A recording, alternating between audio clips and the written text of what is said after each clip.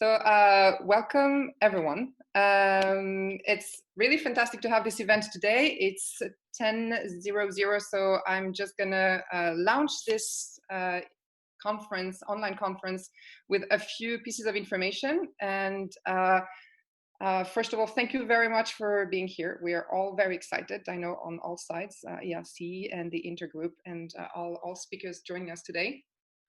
Very quickly, just for your information, this event is recorded. So we would like to ask for your indulgence for technicalities. We did do a little rehearsal yesterday to avoid any problems of slides and changes of speakers creating difficulties. But if it happens, you know that the situation is particular these days. So bear with us. For the participants, meaning the attendees, you will not appear on video and you cannot unmute yourselves. We had asked for you to send questions you might have in advance. We've, of course, did our best. We did our best to try and include them. But if you want to react, you're welcome to use the chats, and we will collect the questions or remarks to then share with the panelists at a later stage. And if they want, they will perhaps take the chance to get back to your question later in the coming days or weeks with a written or a short video. That will, of course, circulate also with the ELC. Speakers, please keep to your time. Due to this format, it's particularly difficult to also moderate, and I would not want to be rude, but if you go really over time, you might force me to interrupt you, so don't make me do that. And also, the last piece from me now before we start is that for us lesbian activists at ELC, it's very politically important to use the word lesbian. Of course, we have the asterisk, it's an inclusive word, but we want to use that term, and it will certainly not be taboo today. And as a matter of fact, we've decided to count how many times it's going to be used in each panel, and we'll keep a little tally at the end to see who said it most. So that's it. And as to put everyone on an equal basis, there is 6 panelists in each panel. So you can cheat by saying the word lesbian at least once in time to win 1 point for your team. That's it for the rules. And with that, I will give the floor for opening remarks to first Terry Reintke, MEP and co-president of the LGBTI Intergroup. And you have 5 minutes. Thank you very much. Thanks, Evgenia. And now, I mean, I'm tempted to just say lesbian, lesbian, lesbian, lesbian for a while. No, it's a pleasure to have this event. As you know, we wanted to organize something around the Lesbian Visibility Day, and we are really, really happy that ELC really took the initiative on this and started to initiate this seminar. I think Cornelia is a little bit loud. Maybe you could mute yourself. Great. So for us as the Intergroup, it's a great event, and I think also for a lot of people all over Europe. We had 370 registrations by yesterday already, and I think it shows how much interest there is in these topics. And I specifically also wanted to mention that I think what is really great is that it has such an intersectional perspective. So we are really looking at lesbian realities from a lot of different perspectives. We are showing a lot of different dimensions. And this under, as Evgenia was already saying, difficult preconditions. Actually, we wanted to have this meeting in the European Parliament. Now we have a virtual meeting. But I think still it's great that we can have this debate and also use it as a starting point, because as you might have seen already, what now has come out from the new Commission work plan, the very grave danger that issues regarding equality, LGBTI issues, also specifically lesbian issues, are going to be postponed because of the corona measures. And we have made absolutely clear, and I think also especially from a lesbian perspective, that we cannot let that happen because equality cannot be postponed.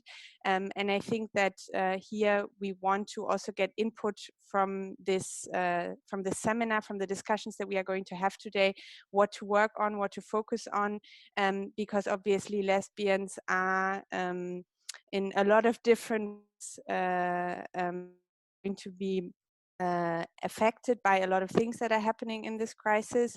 So please also in your interventions, in your questions, have an eye on this. And then I can only say from my side that I'm very happy, I'm very excited that we are going to have. I unfortunately have to go to the committee really shortly at 10:30, but otherwise I'll be following everything that is happening.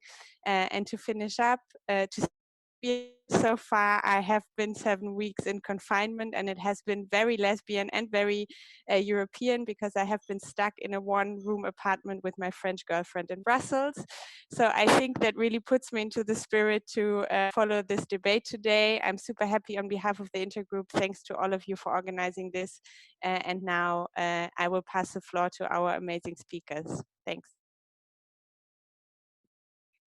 Thank you very much, Thierry. And I immediately pass the floor for the opening remarks of Joëlle, Sambi Nzeba, who is ELC's co-chair.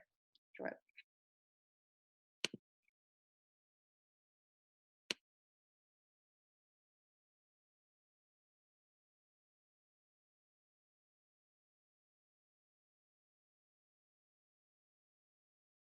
Joëlle, sorry, you are still muted.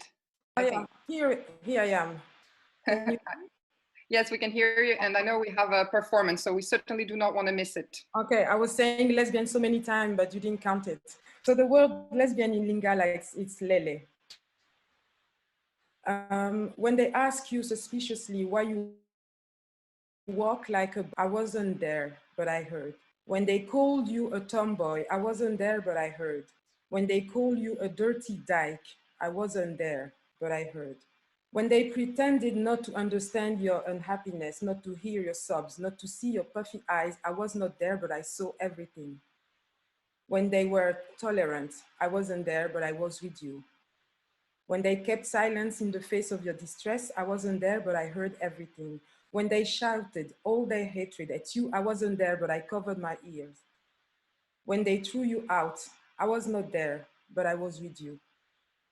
When they pretended to love people like you, because of course, you know, you're different, not like those other people, and they laughed behind your back, I was not there, but I felt the weight on your shoulder.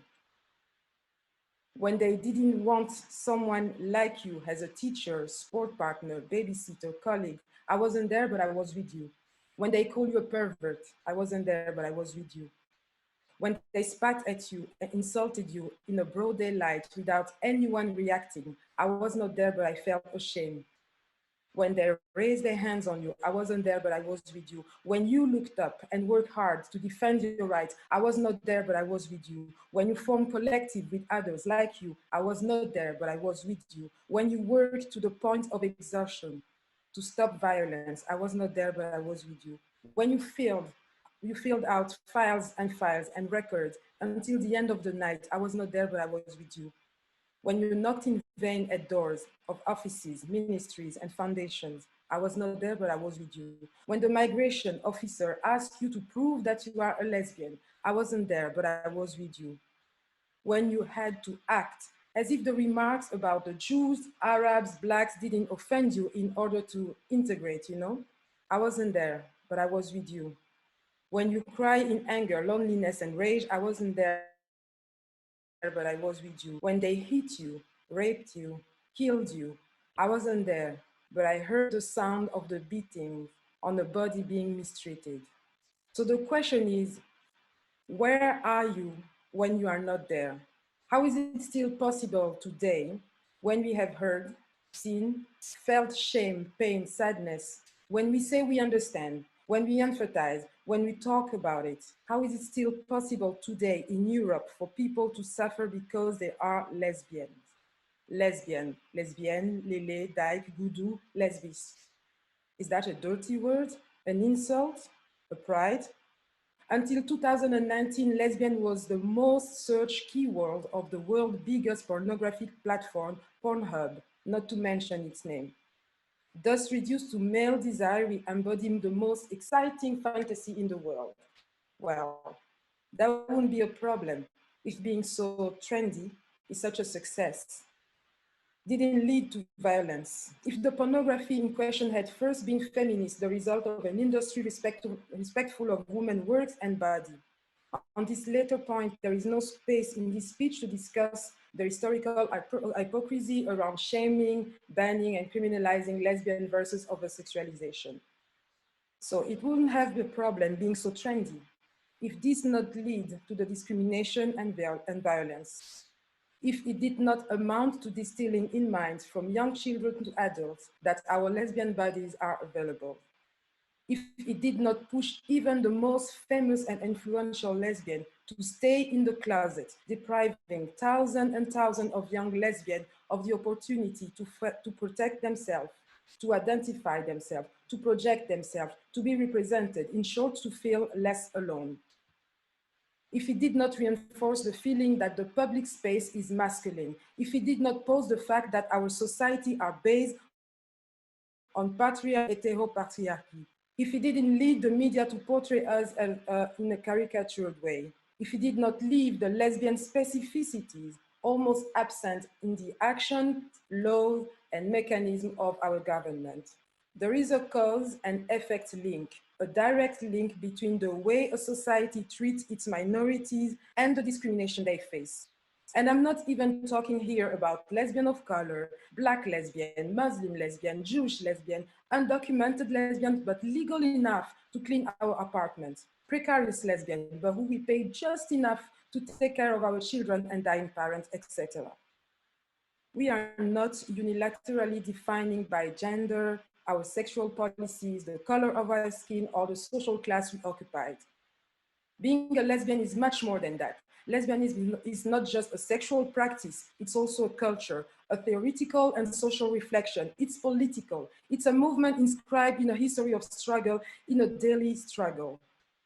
So I will quote Sherry Moraga in the preface of the wonderful anthology, This Bridge Called My Back, Writing of Radical Women of Color, 1981, from the title of Kate Rushing's equally wonderful poem.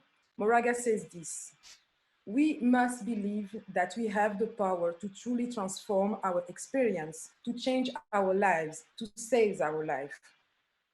So I believe that we have that power. We have the power to make a difference, that we can truly transform our own life, but also the lives of other lesbians, not just with good intention, but with acts.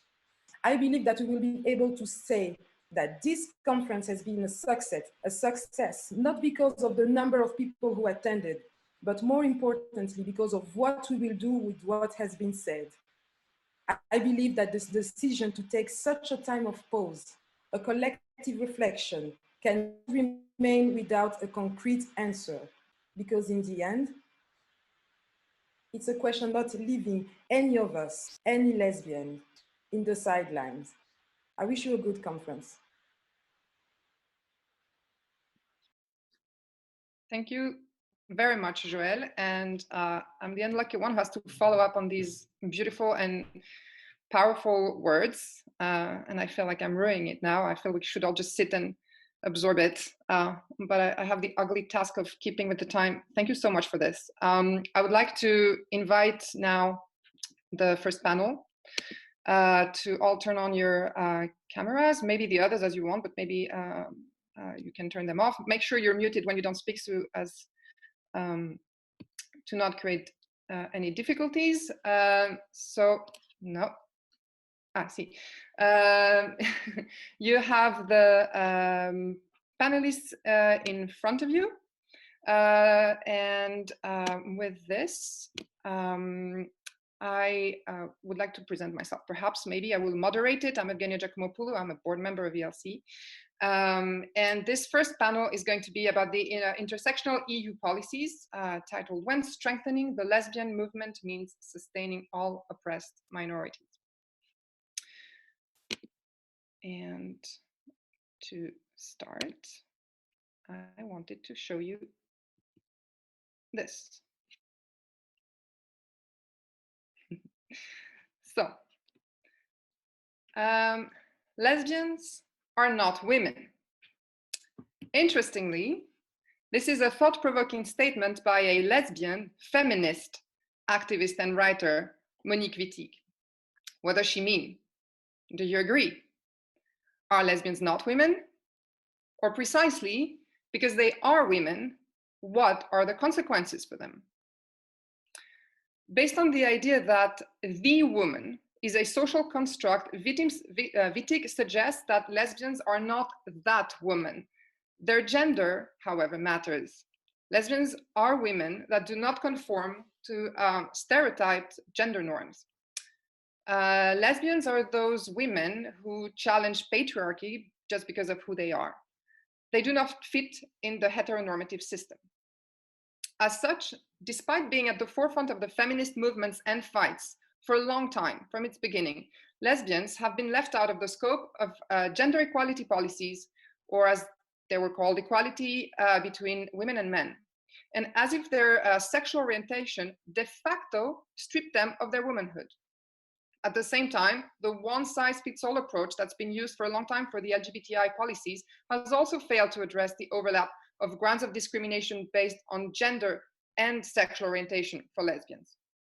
Because they are, in fact, women, they are faced with gender-based violence, gender pay gap issues, discrimination, etc. So on that, I would like now to ask our first panelist, Aliki Wulma. You're a policy officer at the Gender Equality Unit and DG Just at the European Commission. I would like to ask you if you could elaborate on how the Commission envisages to ensure that the voices and struggles of lesbians are included and addressed in the new gender equality strategy for 2020-2024. In particular, how in its implementation of actions to combat gender-based violence and discrimination, but also social and economic inequalities, how would you ensure that the particular circumstances of lesbians are taken into consideration? And of course, feel free to use the word lesbian as much as you want.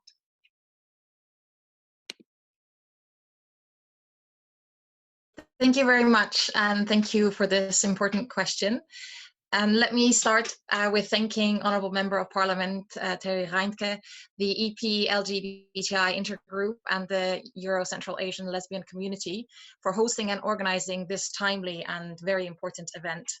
In this moment of crisis, it is more important than ever to put gender equality at the core of our response to COVID-19 and to design policies that leave no woman behind. The EU has made significant progress in gender equality and LGBTI equality over the last decades, yet, as we know, lesbians still face high rates of hate speech and gender-based violence, including sexual violence and harassment, for instance. And this is compounded by the current health crisis, which particularly affects women and the LGBTI community, having a disproportionate impact on lesbian women. Equality in all its senses is a key priority for this Commission. As you know, for the first time, equality is a portfolio in its own right under the leadership of Commissioner Dalli, and she will be supported by the newly established Equality Task Force, which has the mandate to mainstream equality matters across EU policies and to coordinate major equality initiatives. And that's based on the 6 grounds of discrimination, including sexual orientation and gender. And a first key milestone of this new equality portfolio was the gender equality strategy that was launched on 5th March. And the strategy presents objectives and actions aimed at a gender equal Europe, which is articulated around 3 main goals. Firstly, ensuring freedom from violence and stereotypes. Secondly, making sure that women and men have equal opportunities to thrive, both in the labour market and in their private lives, and guaranteeing that women and men have equal chances to lead our European society. Now, the strategy addresses women and men, girls and boys in all their diversity. This phrase is used to express that where women or men are mentioned, these are heterogeneous categories, including in relation to their gender identity, gender expression, or sex characteristics. It affirms a commitment to leave no one behind and achieve a gender equal Europe for everyone, regardless of their sex, sexual orientation, racial or ethnic origin, religion or belief, disability or age. The new gender equality strategy builds on the results of the online public consultation on gender equality in the EU, which took place last year. And in addition, there were several rounds of consultation, including with civil society organizations, among them LGBTI organizations, to learn from their expertise and strengthen the intersectional dimension of the strategy. And indeed, intersectionality is an important horizontal consideration in this new strategy, which highlights intersectionality's role as a key approach to policy making and implementation. Beyond this horizontal priority, the gender equality strategy also includes specific intersectional initiatives, such as the launch of an EU-wide communication campaign for combating gender stereotypes. This campaign will tackle all spheres of life and will take an intersectional approach to reach women and men in all their diversity, with a focus on youth engagement. The Commission will also do its utmost to prevent and combat gender-based violence. It is important to note that lesbian and bisexual women report even higher rates of violence than heterosexual women. Now, concluding EU accession to the Council of Europe Convention on Preventing and Combating Violence Against Women and Domestic Violence, the so-called Istanbul Convention, is a key priority for the Commission. And should the EU's accession remain blocked in the Council, we intend to propose measures within the limits of EU competence to achieve the same objectives as the Istanbul Convention. You also mentioned the empowerment of women in the labour market as a key topic that is important also for lesbian women, of course. And this is also a priority in the new strategy. In this domain, lesbian women face a higher risk of discrimination and are more impacted by gender inequalities. For example, lesbian households are doubly affected by gender pay and pension gaps. And the Commission is committed to close these gender gaps through a variety of actions, including by presenting binding measures on pay transparency. This work will go ahead. To inform this initiative, the Commission has launched an online public consultation as well as a targeted consultation with member states and social partners. The gender equality strategy's implementation will build on and renew the Commission's previous efforts to address multiple and intersecting forms of discrimination. So, for instance, also in the past, our funding programs have addressed intersectional discrimination. One example is the 2019 Daphne program, which funds projects tackling gender-based violence, and this included a priority on protection and support for victims of gender-based violence among particularly vulnerable groups or groups in situations of vulnerability, which may include lesbian women. And the implementation of the gender equality strategy will also build intersectional synergies with several forthcoming EU strategic frameworks, including the one on LGBTI equality. It's very important that these different frameworks work together to deliver actions that reach all Europeans. And my director, Irena Mozova, will speak more about the LGBTI equality strategy in the next panel. So I'll stop here to leave space for other speakers. I look forward to hearing your reflections about how to further enhance the intersectional dimension of EU gender equality policies and the concrete steps that the Commission can take to address the specific challenges that lesbian women face. Thank you very much for listening. Thank you very much for this and for already raising quite a few of the key issues that we will be discussing throughout the event. And for using the word lesbian a lot. You started by pointing out precisely the particular circumstance also of the, well, what I'm going to refer to now as the anti-gender movement. You also brought up the Istanbul Convention, which has been especially hurt by this movement and this rhetoric. And you mentioned how lesbians are disproportionately affected as women and as members of the LGBTI community. So actually this makes a perfect connection with our next speaker. And I'm going to share this with you. And our next speaker is MEP Karen Melchior. So in its work, the EP has had to address this worrying backsliding of democratic values and of human rights. Recently, especially, we saw it in Hungary and Poland, but more broadly in Europe, where the anti-gender rhetoric is spreading, targeting women and scapegoating LGBTI persons in particular. The current pandemic has provided yet another excuse for a backlash, notably on women's sexual health and reproductive rights, and for instance, on transgender persons' rights. So MEP Melchior, you are part of the FAM committee. And I'd like to ask you, what role do you see for the European Parliament to ensure that lesbians, as women and as sexual minorities, but also as members of other targeted groups, such as refugees and migrants, are effectively protected? I'm really happy that we have this conference today.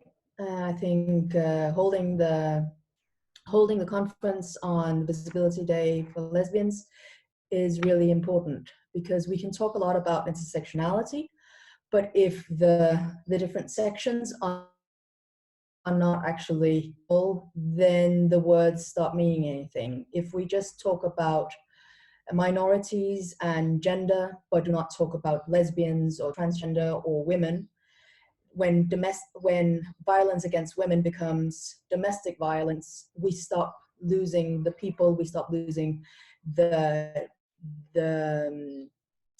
sexuality that is actually being targeted. I feel that having a Visibility Day is important because lesbians is one of the less visible groups of the LGBTI group, and has also been excluded from feminist movements right from the start, even though they were part of forming them. They were called the Lavender Menace and were excluded from feminist movement in the US because they thought that feminists would not be taken seriously if lesbians were part of it. So I think that we must not allow activism to reject lesbians. We should not allow politicians to reject lesbians. We should not allow policy to reject lesbians.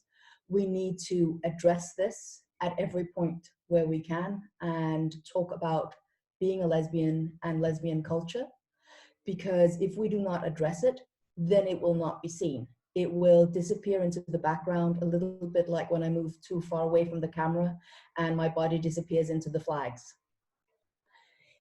The consequences are that lesbians will not be recognized as lesbians when they meet, for example, health authorities or call for help in domestic violence situations, because we do not see them as part of a couple. We do not see them as a lesbian that has been hit by her partner. This will not be taken seriously if we do not keep addressing this. We have spoken of how the restrictions in Hungary, the backsliding has affected transgender in Hungary during the Corona crisis. We have addressed the abortion ban in Poland, but we have not addressed the lack of access to reproductive health for lesbians because we are not talking about it. So I think the visibility and actually talking about lesbians, lesbiske, dykes, whichever word we want to use, then we will not help to address the problems that lesbians are facing today, because we do not see them if we do not address them.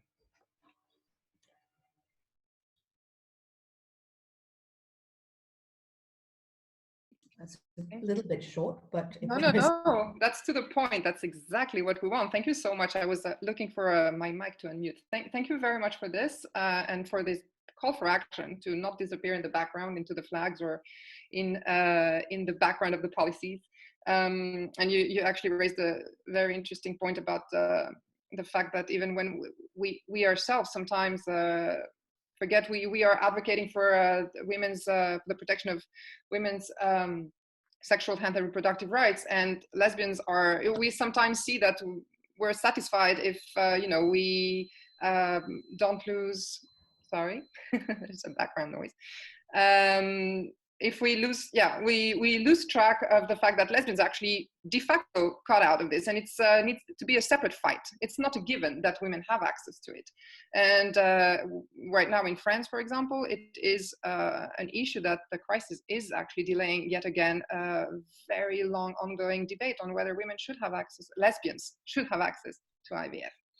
Anyhow, so I know you have to leave us right now. Thank you so much for being with us. And I will now give the floor to our next speaker.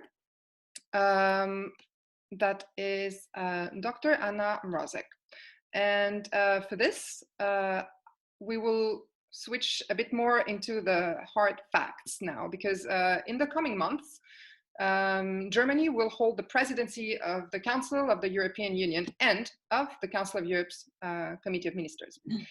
In that context, you chose to shed light on the invisibility, in parentheses, in visibility of lesbian lives and realities in the EU, notably through commissioning research, which was led by ELC, and organizing a large conference on this issue in November 2020. So Dr. Anna Mrozek, you're a policy officer at the German Federal Ministry for Family Affairs, Senior Citizens, Women and Youth. Can you share why you decided to focus on lesbian invisibility, why you decided to concretely involve civil society from the start of this vast project, and given the current situation, how do you continue building the momentum despite the ongoing crisis? Yes. Hello, everyone, and hope everyone can see me and hear me.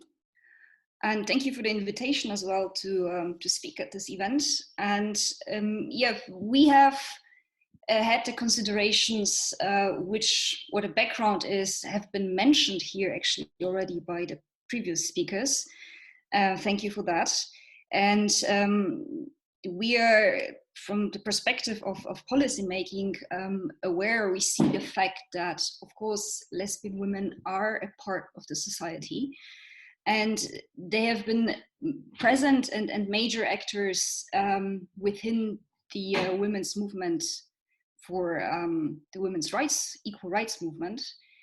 And despite also the progress in the legal formalizing of LGBTI rights, which, however, are shaped differently in different countries and also shaped differently and being formalized differently or not formalized within even the EU member states, despite, however, the progress there is, lesbian women do face individual and structural discrimination and are a strong subject to intersectional discrimination. And this is something, yeah, the policy making wants to focus at as well.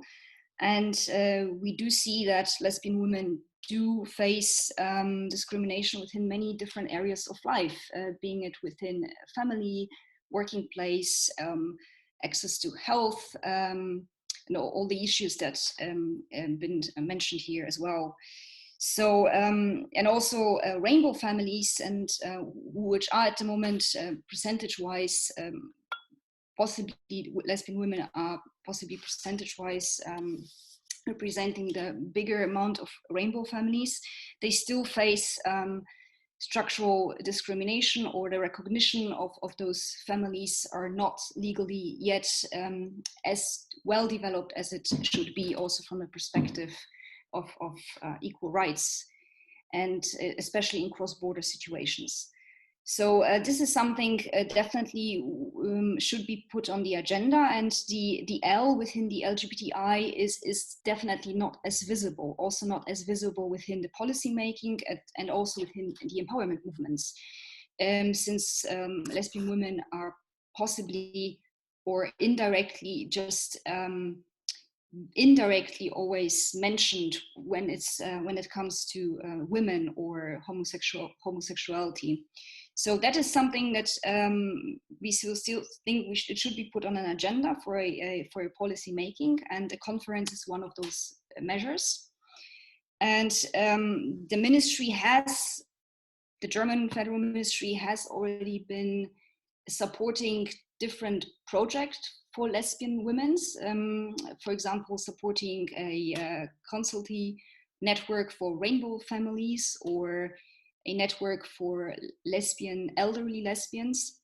And now this conference is a kind of add-on and maybe a further step in order to put that topic particularly on the agenda. So the lesbian women are being more a subject of gender and LGBTI policies in particular, and their interests are being aimed a bit more specifically. So that's that was the ratio behind that, and yeah, in order to progress there, why have we decided concretely to involve civil society from the start? Indeed, that was the aim, and from the beginning on, we asked civil society experts and activists to support us and join us and give their perspective. Well, I mean, the aim of the conference is, inter alia, to raise awareness for that topic and also for the intersectional nature of this topic for the policy makers as such. And also from a policy making perspective, it's not an activism perspective, it's a policy making perspective. However, policy making understood as a service to the people needs a broad dialogue with those people, and in order to meet the needs of those it is trying to aim at. And I think a democratic policy process needs the top-down connection in order to be successful. And in order to reach those, it needs to reach. I think this is one, we think is one of the major parts of a democratic policy making as well.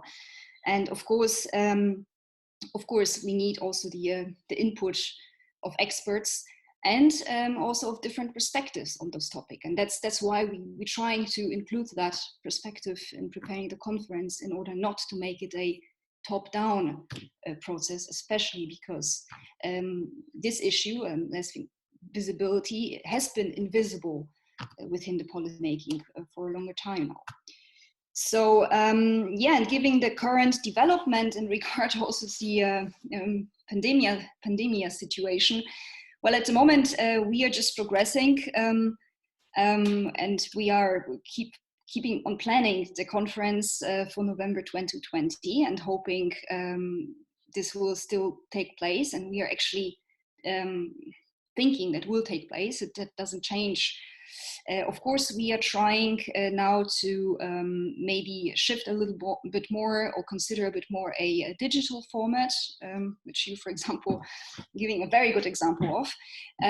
Thank you very much for that.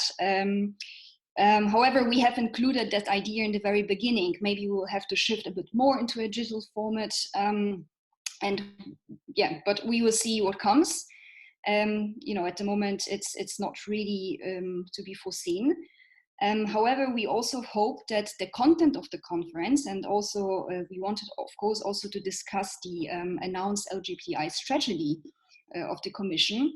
And also from an intersectional perspective, we of course hope that the conference will still be able to maybe be a platform in order to launch that LGBTI strategy, despite the developments of the COVID-19 pandemic. Thank you. Thank you very much. And thanks for not giving up, digital or not, for sticking to the calendar. And we really look forward to this event in November. And we certainly do hope that everyone will do their best to keep the agendas, keep the calendars in place, and hope to see this LGBTI strategy in all its intersectionality come out soon enough and harmonized with the gender equality strategy. So thank you very much for this. And actually now maybe to talk about some of those findings and some of the existing data. I'm going to invite Joëlle to come back a bit on a different tone than before, sadly, but we see in the slides some a short selection of figures that I think we can agree are quite alarming, and that directly show how invisibility has a concrete, real, direct impact on the lives and well-being of lesbians. So Joëlle Sambi Nzeba, for those who missed the beautiful opening. So you're ELC's co-chair, and can I ask you to tell us a bit more about the key findings of ELC's research, the one just mentioned that was commissioned by the German Ministry, and what perhaps are the particular forms of violence that lesbians are exposed to, and more generally, when you looked at the lesbian movement in Europe in its current state, how would you describe it? How would you assess it? Okay, thank you. Just to say that another way to say lesbian in Lingala, it's Karin. but it's usually used in Lingala in the DRC, Congo, but it's used for teenagers, so Karin. The key findings of the research, first of we found like there's several, but I summarize it here. It's a lack of data. So from the very beginning of ELC, we've always been very much aware and concerned with the lack of data, specifically on lesbian realities. And the absence of research studies on lesbian lives, lesbian reality are not taken into account when discussing women's rights or LGBTI. They are just lost in a sea of general consideration. Another finding is the lack of visibility and underrepresentation. What we've been observing the past decade is that lesbian organizations are disappearing. Lesbian spaces are closing down, lesbian activists as well as interests and needs of lesbians are increasingly underrepresented and overlooked in women's rights movement, the LGBTI movement, the human rights movement, as well as within different national and international policy contexts, like the United Nations, European Council, European Union, Council of Europe, etc. So underrepresentation, lack of visibility, and underrepresentation is also a key issue. Lesbian women face challenges and underrepresentation in all spheres, particularly safety, employment and workplace, academia, politics and decision-making, healthcare, family, reproductive rights, and media. Another key finding is the lack of funding, but I will develop that a little bit later. To answer your the second point of your question, the form of violence specifically faced by lesbian. There are several. The violence in public space, offline and online. So I'm not going to develop everything that happened online, like call outs and shaming and harassment and things like that. I will talk about offline. Violence is prevalent in all areas of lesbians' life. Here we provide some specific, I will provide some specific example based on our own findings, but also findings of FRA surveys. There is one striking and very important statistic number. It's like 46% of lesbians in the EU avoid holding hands with their partner in public space for fear of being assaulted or harassed. That's quite, interesting. We also all know the sad news that happened last year in May 2019 in London, England, when this young couple, Christina Anningan and her partner, Melania Ramirez, were attacked on a bus in London. So those are just examples of how lesbians face violence in the public space. Discrimination is also a form of violence. In September 2019, the Hungarian lesbian organization Lesbians was about to show and discuss sex education film for school with teacher when their closed event was invaded by right-wing hate group. Lesbian discrimination starts very early, even in education, in school program. Either we don't talk about it, and when it's about to talk about it, we are just shut down. Lesbians are discriminated also on the job market because they are women, because they are lesbian. And again, I'm not even talking here about lesbian of color, Black lesbian, Muslim lesbian, working class lesbian, lesbian who have disabilities. So the danger of our community face is real, for some of us more than others. Racism, classism, lesbophobia, ableism create violence and generate discrimination. And all that is not taking place in a dark alley in some faraway obscure land. No, it's all happening here at home in Europe. Another finding, another violence is the corrective rape and murder. Just two examples. In October 2017, in France, Paris, Marie was raped, beaten up, strangled because she's a lesbian. That was admitted in court during the trial. Another sad example is about Elisa Pomarelli, in Italy, August 2019, Piacenza, Italy. She was killed by a male friend who she had just refused to engage with. So these are only few cases that have been reported to us, often because the victim themselves decided to talk about it, to make it public, so they had to make that effort, or because the media talked about it because the person died, or it was so, yeah, there's no way to hide it. To finish up with the third point of your question, the current state of the lesbian movement in Europe. 29 organizations were surveyed for this study in EU and accession countries. Lesbian organizations work in areas such as communities, empowerment and services, advocacy, research, art, culture, media, sports. An overwhelming majority works on community service and social events and culture, which is a paradox when we know how underrepresented are lesbians in those fields, how their particularity are not taken into account in all those field policy, campaign, program, etc., and how invisible lesbians are in those sectors. Also, lesbian space disappearing.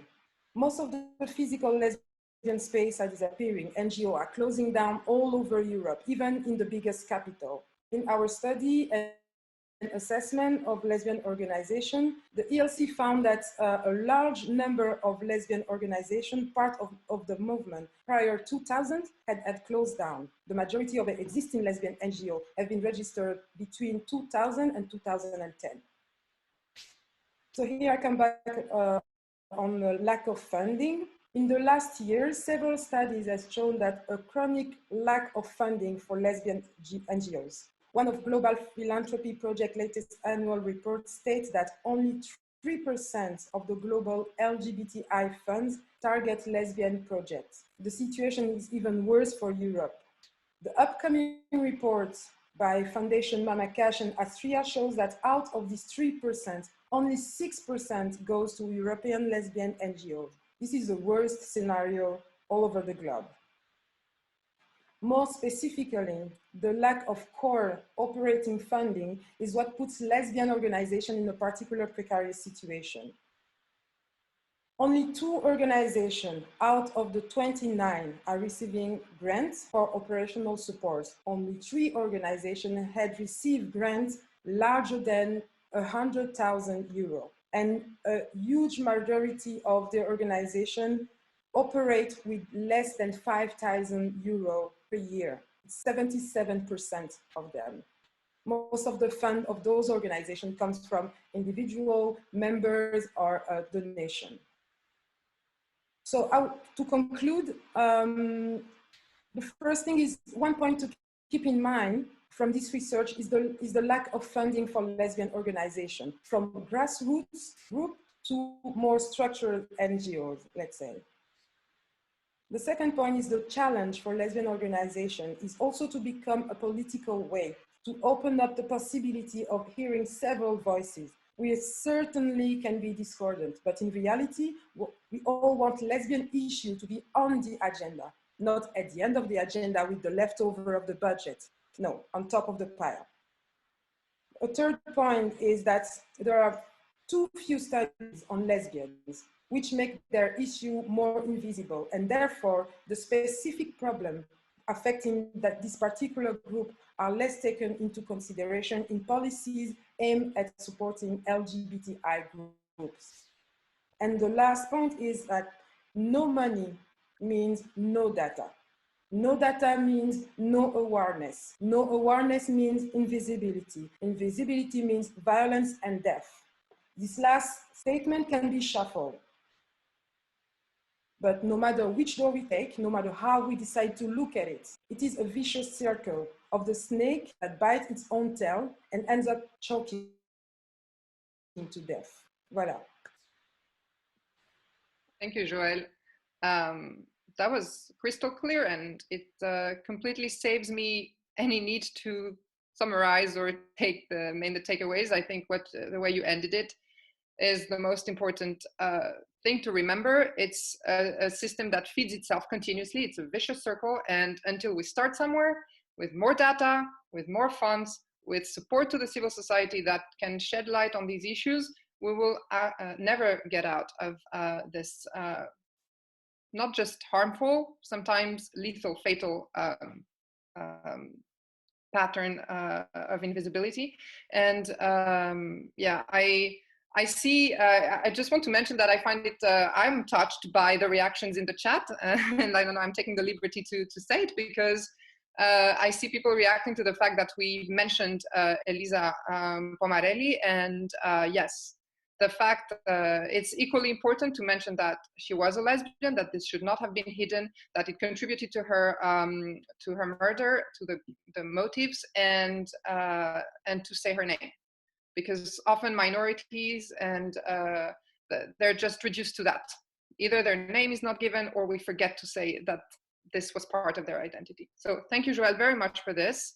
And now to continue even more from a grassroots perspective, I would like to invite our next speaker, Andrea Ayala. So Andrea, right now, we are all focused on this one crisis. The pandemic has taken the front and the spotlight on all considerations, but there are other ongoing crises. One especially has been ongoing for a long time and has certainly not stopped, the so-called, and I put quotations here, the so-called refugee crisis,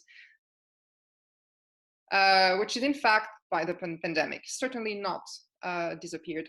So our community, and we saw this from the questions we received ahead of this conference, as we were preparing it, we got a lot of questions about the situation of refugees, which shows that really our community continues to be so empathetic and to be concerned about all of its members, and thinks about, notably, lesbian asylum seekers and those who are now, with the new measures, stuck at the borders even more, or those who continue to be stuck on hotspots, for example, in Lesbos on Greek islands.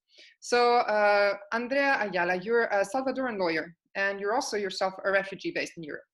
From your experiences and from your work with other LGBTI refugees, how are the EU migration policies impacting the specific struggles of lesbian refugees and asylum seekers? And what is needed in your view to not leave anyone behind, especially in the current crisis? Yes, thank you. First of all, I want to thank for the invitation to be part of this great panel. While I was thinking on the answer of these questions, I want to first go really in the ground, because sometimes when we talk about public policies, sometimes they become these very large and hard documents to understand. And I have been hearing great, beautiful things about how we are planning to implement the public policies. But sometimes when we are refugees, like me, I come from El Salvador, which is one of the smallest countries, if not the smallest countries in Latin America. And I want to start by acknowledging my privileges, because I can be here because I can speak English, though my mother tongue is Spanish. So when we talk about really integrating and really taking into account all the voices when we are trying to make public policies, is really the first step for me is for us to reflect on, is it not easy as just talk, because sometimes we demand from women to speak loud, to denounce, to make the point. But when you don't know the language in the new place where you live, that's the first barrier that you face, right?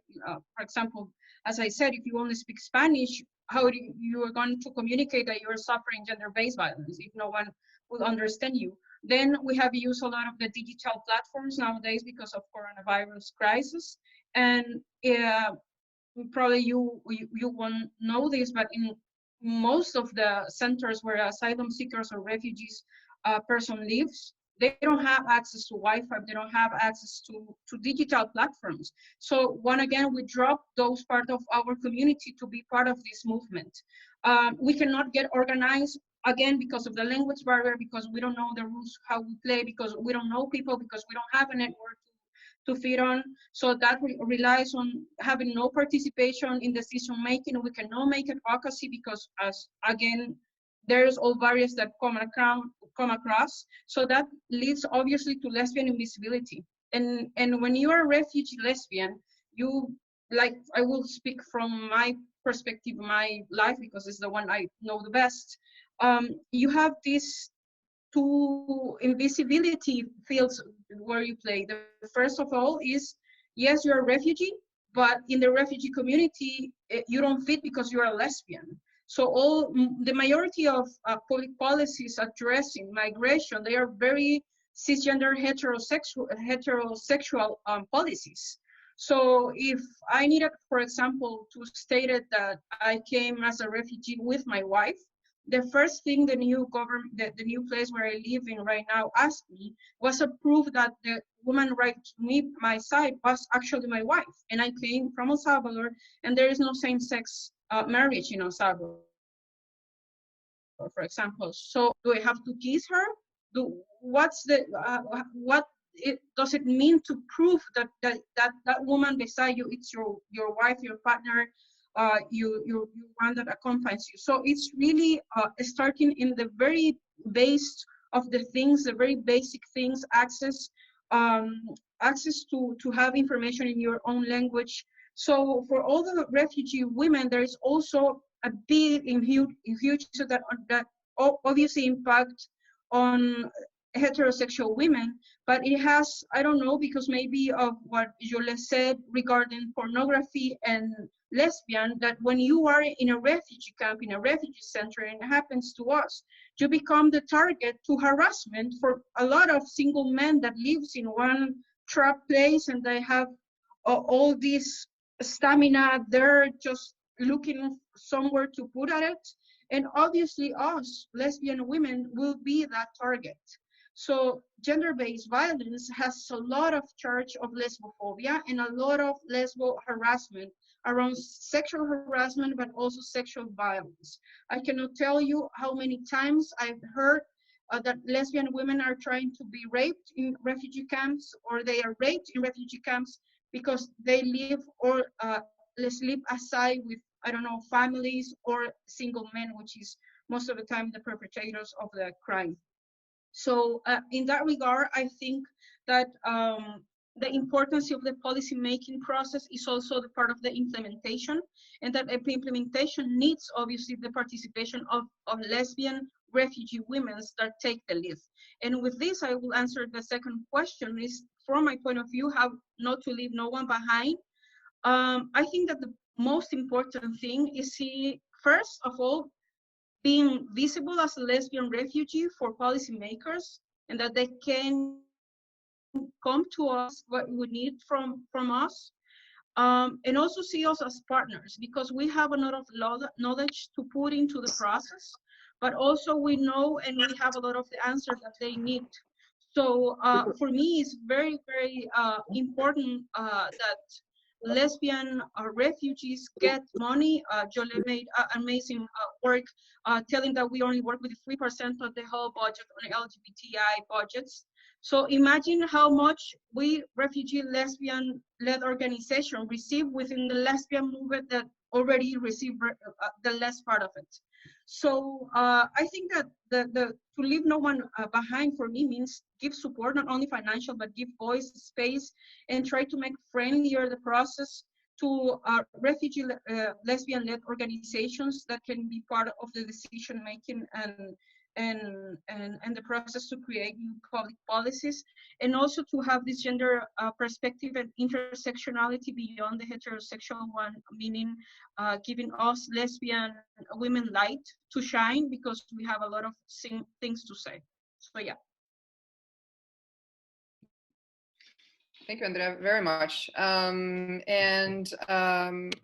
Obviously we're taking note of this, and thank you for illustrating concretely how this affects, once again, lesbians disproportionately in already difficult situations. Well, as ELC, we will obviously continue to always work as transversely as possible and to take all of these issues on board. We're almost through with the first panel, and I will invite our last speaker. Without any particular intro, this is the last word, and I'm going to make it a little bit more personal, perhaps, by asking Malin Björk to tell us. So Malin, sorry, is from Sweden, and Malin has been a vocal and visible member of the lesbian community and a champion of ELC since its beginning, for which we're very grateful. So as an MEP and vice president of the LGBTI Intergroup, Malin, what has it meant for you to mark the Lesbian Visibility Day today, but also in the previous years, at the personal level and at the institutional level? And could you share your vision for fostering inclusive policies in the work of the institutions, and what the role of the lesbian civil society can play in this regard? Okay, thank you very much. I'm also very interested to know whether Malin, my name, maybe it means lesbian in some language, like 40+ lesbian. So I'm waiting for that to be announced. Anyway, I must say that for me, my background is from a feminist lesbian left-wing context, and we, with some friends, we did this magazine, and I will show one. It doesn't come out anymore. It's called Scum Girls, and from Valerie Solanas and from the Riot Punk Girls movement. And this was some while ago that we did, but we did that for 8 years, that space. It was feminist lesbian magazine. And we needed that space. We needed that space to express ourselves, and we needed to take that space because we disseminated and sold that in LGBTI spaces and in feminist spaces and in any space we could, basically queer spaces. And we were quite angry. And I would say, you know, any fuel is good if it makes you act. And so for me, that has always been an important part of my political action. And when I entered politics in a more institutional way, as a member of the Swedish Left Party and as a member of the European Parliament, of course, you can imagine there was not such a space like that. The European Parliament is very, very, it's patriarchal, it's heteropatriarchal, and if you identify me as a feminist and lesbian political subject, then people either they get scared of you, or they put you in a little box. And I have lots of things to say about many things: economic policy, foreign policy, and so I won't accept anyone to put me in a box. But that's what some people try to do in a heteropatriarchal society, if you claim that as you're also part of your political identity. So when you started up the European Lesbian Conference, and when there was this push, I was very happy to just give a platform in the European Parliament, because you have your platforms, but it's just to reach into the institution is also important. So I love this space. I think it's super important also on a political level, and that's why I have been very happy to be involved from the beginning, but also do know that it gives a lot of energy and fuel, and also resources to act for us working in the institutions. And if I would just want to say a few words on the work in the European Parliament then, and in the EU institutions, because I think the interventions that we've heard here from Andrea, from Joëlle, from our German colleague, from yourself, Eugenia, is that we are not just here to pat each other's back and then sit back and see each other next April. We are here we're part of the movement for political struggle, and that's what we are here to do also, and to continue. So for me, I see several political moments that we have to seize at the European level. It's of course the gender equality strategy. It should be used. I mean, it has been published. We have to use it much more to have more of our issues in it. I think Joëlle's into the issues of gender-based violence and violence against lesbians has to be a much bigger part and has to be much increased addressed in that work. And I would like to see EU action combating violence against women and gender-based violence, and where our perspectives will be very important to formulate that policy and those actions. So I think the Commission has some work to do ahead. And I will raise again, Terry mentioned this in her introduction, that we are looking forward for the LGBTQI strategy. Now we are hearing that it will be postponed. I think it would be very unfortunate if it's postponed too long. They say 2021 now. Why? Why? I think, you know, we should be one of the ones that push for this to be published earlier. And I'm asking the Commission, who is here in this meeting, of course, that you take this on board and that you don't let yourself be pushed into 2021. Believe me, the other guys, they're not letting their issues being pushed away like that. Then I also want to say something on issues that I work with a lot that has to do with migrant and refugee rights at EU level. And I can only thank you, Andrea, for raising those issues that you did, and also for Joëlle in the beginning. This is a very difficult battle. It's a difficult battle, as you know, overall at European level, and I think we have to be many voices, and we have to ensure that our perspectives and lesbian realities are in there, that they are visible. So we are expecting a strategy, a new strategy, migration pact, they call it, to be presented by the Commission, either late in April or maybe it's been postponed, but it will certainly be in this before the summer. And I think we have to mobilize to make sure that that responds to our views. We also have, we are lawmakers in the EU institutions. We have the horizontal directive, which certainly should have a very strong impact if it could become a reality. It's blocked, as you know, now. And then I must say, as EU lawmakers, and this goes for the European Parliament, it goes for the Commission, 3% of the budget for lesbian actions. I think it's like, it's a shame. I cannot even find words. And I will certainly engage to make everything I can to make that figure go up significantly. And I'm calling on the Commission, that just cannot be the case. When you look over your programs next time, it just cannot be the case that we end up in these levels. It is a shame. So just to say, this space is extremely important. There's not enough knowledge. If there's no knowledge, there's invisibility. If there's invisibility, there's no action. So I take that on, and we as EU institutions, we need this. So thank you. Thank you immensely, Malin Dirk, very much for your words, for your support, past, present, and I understand future. And we stand ready as ELC, as the community, to always to cooperate and to support you mutually in making sure that these issues are no longer left as the final little bit if there is leftover budget and leftover political will. So thank you very much for this. That ends our first panel, and I will very quickly now ask us to move to the second one. We are a little bit behind schedule, but thank you all for sticking pretty much to your time. You did a very, very good effort in this. A reminder to the participants, to the attendees, that the questions will not have time to ask live, but we're collecting them. So your questions in the chats or in the Q&A are collected, and we will invite the speakers to get back to those perhaps in the coming days or weeks. And while the second panel gets in place, turn on your videos, and Ilaria Tode will take over from me for the moderation.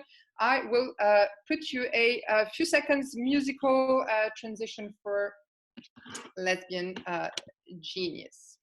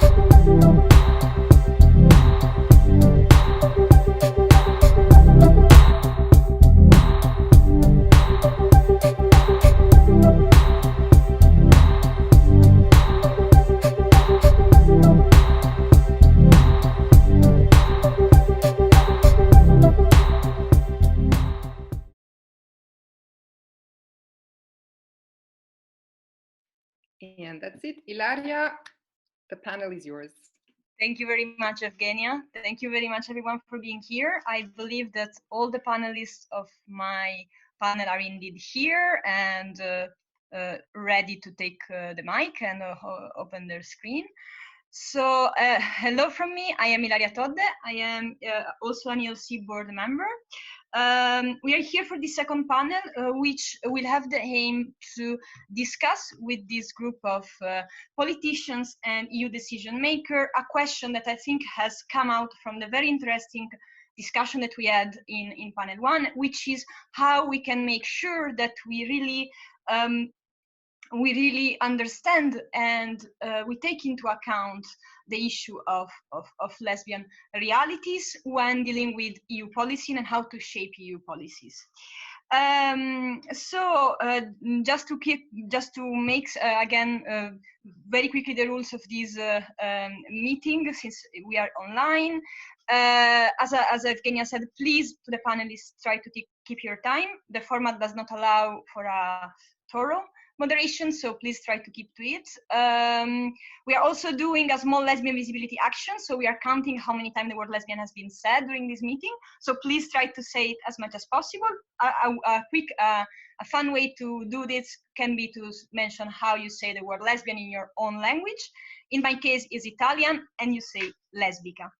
So yeah, as I say, we are here. We have here Irena Nzeba, which is Director for Equality and Union Citizenship at DG Just European Commission. And we have here MEP Maria Walsh, MEP Tanya Fayon, MEP Cornelia Ernst, and MEP Catherine Lagenspiel. We were supposed to have here also MEP Samira Rafaela.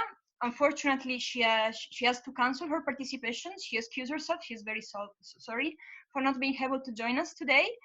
But I would like to start now, and to start I would like to put on the screen, if Evgenia can assist me. Thank you, Evgenia. One more slide. Yes, exactly. This is a quote from a Black lesbian feminist, Audre Lorde, which famously says that there is no such thing as single issue struggles because we do not live single issues lives. And I think that one of the words that we have been using a lot here is the word intersection and intersectionality. And this is because of the position of lesbian in society as women and as part of the LGBTI community. But we want to be sure that this is really not just a buzzword, and it's something that actually really take into consideration the no single issue lives that we live as lesbians, and that derive from our gender, from our sexual orientation, but also from our gender identity in case of trans lesbians and lesbians who are non-binary lesbians, the issue of race and ethnicity, the issue of class, and the issue of disability and ability. So we are here, and one of the first points that was raised a lot during our discussions was the fact that public policies on LGBTI issue and women's rights risk to take this one-size-fits-all approach that really invisibilize specifically lesbian and then have a negative impact on lesbians and on lesbian civil society. We have here, as I said, Irena Nzeba from the European Commission, Director for Equality and Citizenship. And we know that in this new mandate, the European Commission has chosen to have a more intersectional approach when dealing with the equality and also with gender equality and LGBTI rights. But we fear in the situation of crisis that a risk of invisibilization for lesbian is coming, and that lesbian will unfortunately fall into the cracks and are not taken into account when dealing with gender equality, LGBTI rights, and other grounds of discrimination. For this reason, I would like to ask Irena Nzeba if she could explain to us how she foresees the gender equality strategy that was explained also by your colleague from the Commission and was published recently in March 2020, and the LGBT strategy, which we hope is going to be upcoming very soon. How these two strategies will echo each other and how will they specifically address the issues of lesbian. I will also ask you to address how you envisage to engage lesbian-led organization and civil society in this important discussion. So thank you very much for the participation. The floor is yours. Yes, I can hear you. Very good. So thank you very much. Hello, everybody, once again. Dear friends, I'm particularly pleased to be here again because it is my second participation in the Lesbian Visibility Day. So I would like to warmly thank Terry and EP LGBTI Intergroup for organizing it, of course, in cooperation with Joëlle, Sambi, Nzeba, and the Eurocentralasian Lesbian Community, because I think it is very important in these days where we're facing the outbreak of COVID. We are fearing about the families, we are fearing about the lives, we are fearing about the economies of our countries, but we should not stop thinking about the needs of the most in need. So I would like to first start with the common sense. You asked us to say it in our language and Czech. So lesbian in Czech reads lesba. There have been some discussions whether it should not be another word, so lesbička, but the common understanding is that this is not the proper word because it's a diminutive, but lesbian friends are strong women with a clear vision of the word. They want to pave the way of decision making as well, so that's why I personally also think that the appropriate word should be lesba, despite of those linguistic discussions. So I'm very proud that in Czech language it is a strong and committed word. I also would like to say that the Commission is very strong and committed in terms of its policies on LGBTI.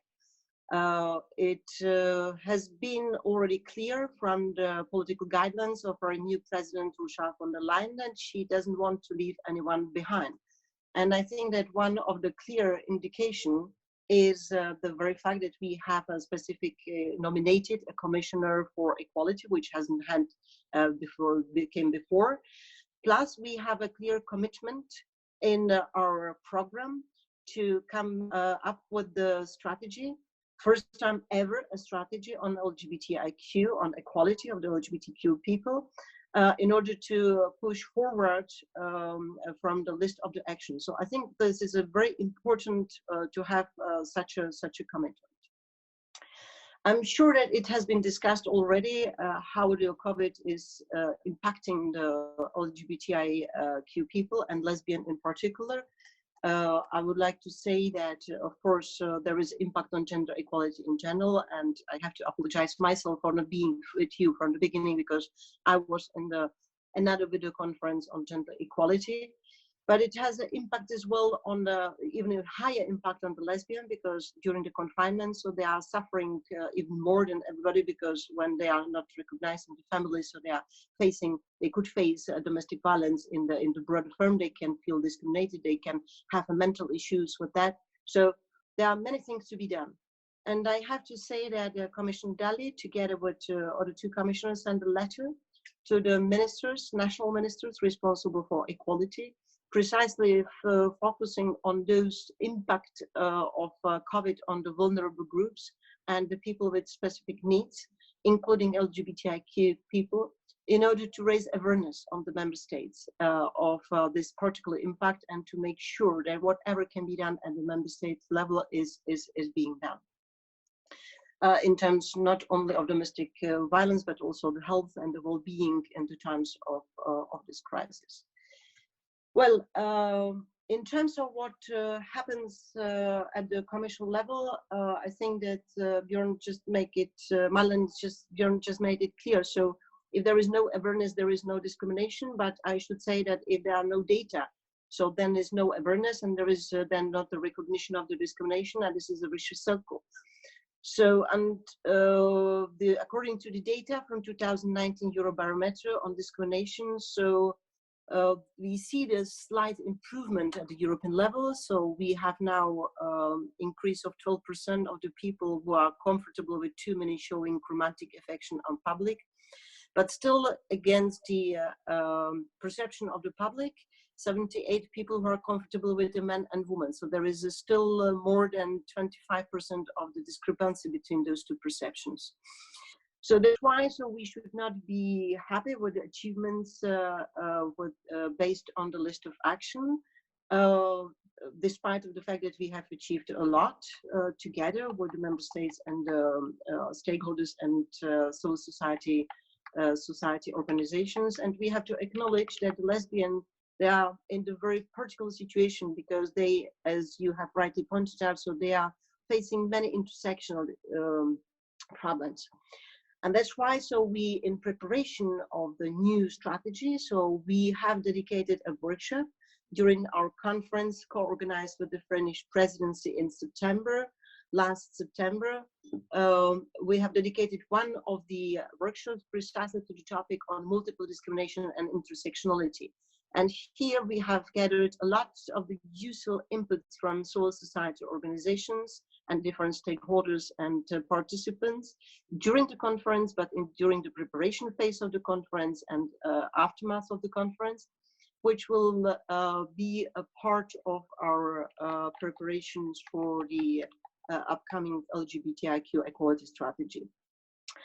I'm sure that Haliki in the previous panel already mentioned that intersectionality is one of the cross-cutting principles in the gender equality strategy. So it will be for the upcoming LGBTI plus equality strategy for the Commission. And there is a new element, because as of this year, so we have a newly established task force on equality within the European Commission services, which will make sure that the implementation of both strategies will be looked from the intersectional lens through all the policies of the European Commission in a very concise and coherent way.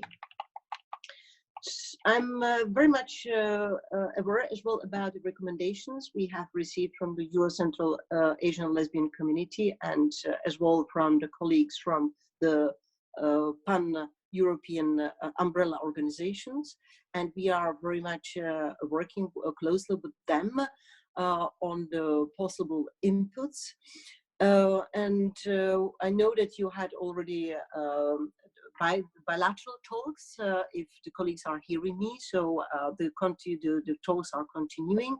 Recently, we had even a talk at the level of the Vice President Jourova and Commissioner Dalli on what Commission can do more in terms of the COVID in order to mitigate the impact on the LGBTI community.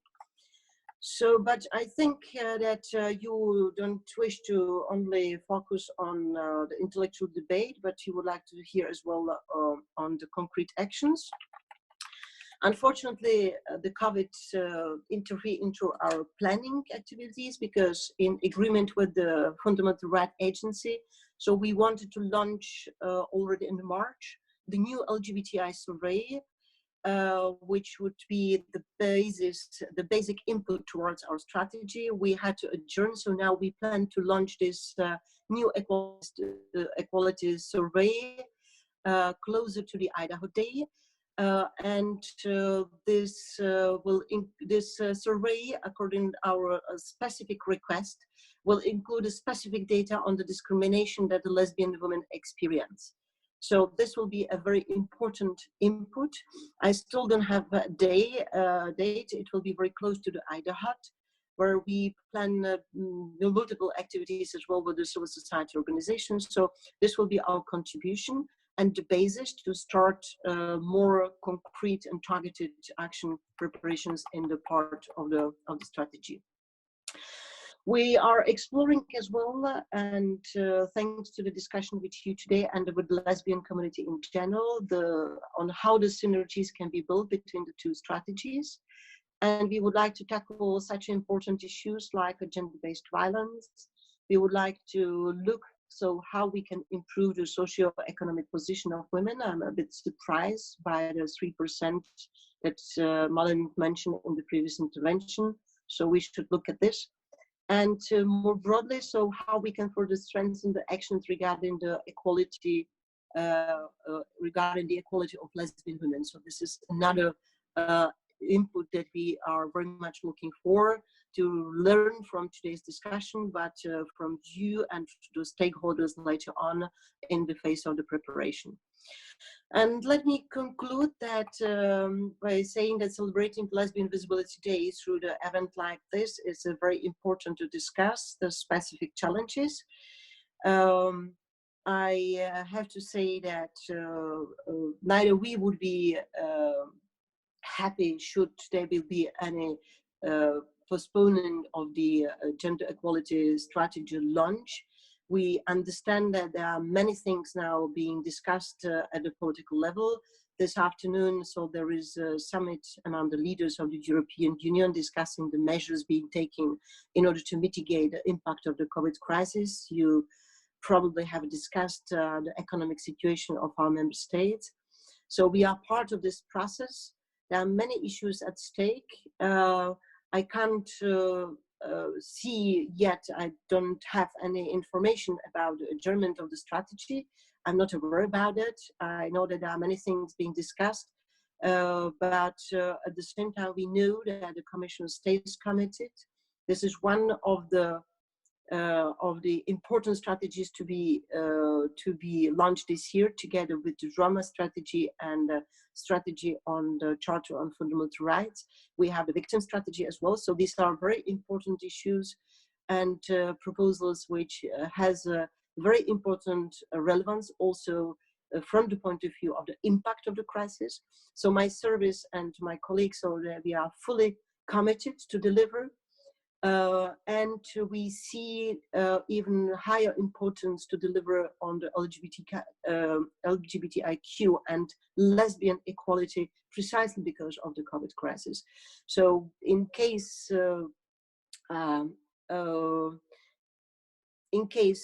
something will happen and the strategy will be phased out, I do not expect that it will happen, but should it happen, it will definitely not be for a long period of time, because I understand that at the political level, this strategy is perceived as something very important, where Commission stays committed, services are working together.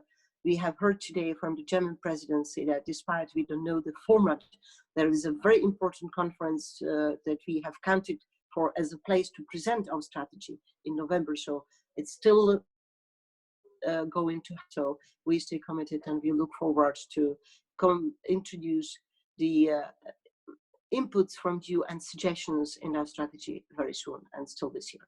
So thank you very much. I will stop here and I'm looking forward for the inputs from other speakers. Thank you. Have a nice day and stay healthy. Thank you very much. Thank you very much, Irena Nzeba. We are, as ELC, very happy to hear this commitment from the Commission in delivering the strategy as soon as possible. We will indeed focus on this and follow this very closely. We have already started to work with people from your services and unit. We aim to improve the collaboration and further it even more, of course. So we are stand ready and we are happy to provide and to discuss with you and your services very much in the future. We also stay ready to read the survey, the FRA survey that will come up soon, as you mentioned. Data are indeed very important. It was something that we have already raised in the previous panel, and we will continue raising in this discussion.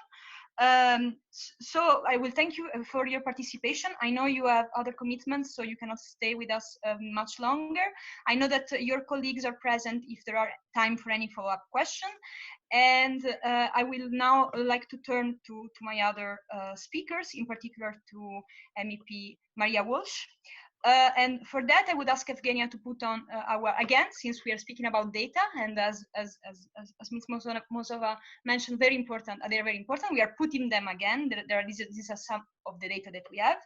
And these data were discussed also before with Joëlle, when discussing the ELC research that will be, by the way, presented during the November conference organized together with the German presidency that also Irena Mozova just mentioned.